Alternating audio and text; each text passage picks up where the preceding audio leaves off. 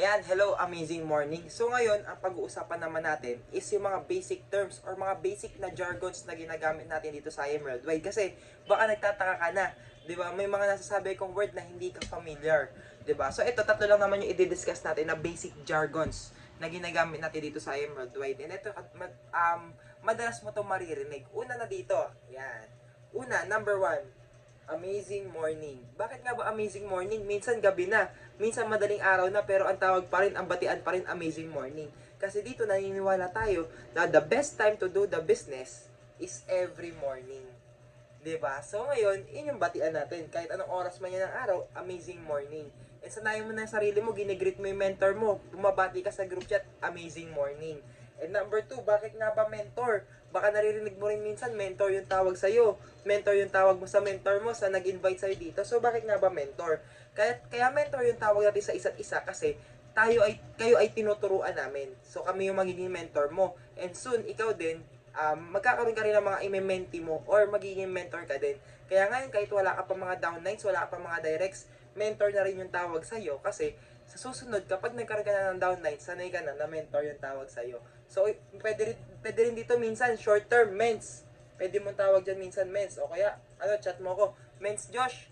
Ayan, pwedeng ganon. So, pwedeng mentor or pwedeng mens. And ngayon, number 3, last na lang is yung angel mentor. Ano naman ibig sabihin ng angel mentor? Kapag sinabing angel mentor, yan naman yung taong nag-invite sa'yo directly. Yan yung direct upline mo. 'Di ba? Hindi ito yung nag-present sa iyo. Minsan kasi nalilito sila. Si yung angel mentor ko ba yung nag-present sa akin? Minsan kasi hindi, 'di ba?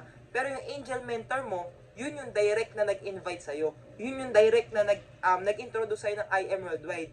Yun yung direct upline mo. Yun yung angel mentor. So yun na yung tatlong basic jargons na i-discuss ko. And ngayon, bago natin tapusin, syempre, meron lang akong task sa inyo.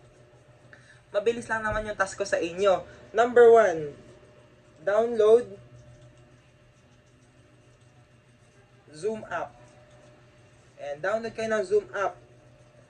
Kasi dito tayo kadalasan magko-conduct ng mga meetings natin sa Zoom. So kailangan ikaw meron ka ding Zoom. And number 2, navigate Zoom or Messenger call. Ayan. So ayan, paling-paling na isulat natin na, pero ito, ang task mo lang for today is mag-download ka ng Zoom app and syempre, i-navigate mo na yung Zoom and yung Messenger call. Hindi lang Zoom, pati Messenger call. Bakit? Kasi minsan, nagkakaroon tayo ng mga biglaan tawag o kaya biglaang talks na Messenger call lang ginagamit. So, kailangan alam mo kung paano mag-mute, paano mag-unmute, paano mag-on cam, paano mag-off cam. Yun lang naman yung mga basic. Kailangan marunong ko mag-mute, mag-unmute, mag-on cam, and mag-off cam. So, navigate mo na yung Zoom, tsaka yung Messenger call. Kasi dyan tayo magko-conduct ng mga calls natin sa susunod kapag meron ka ng mga clients. So, yun lang naman. See you on the next video.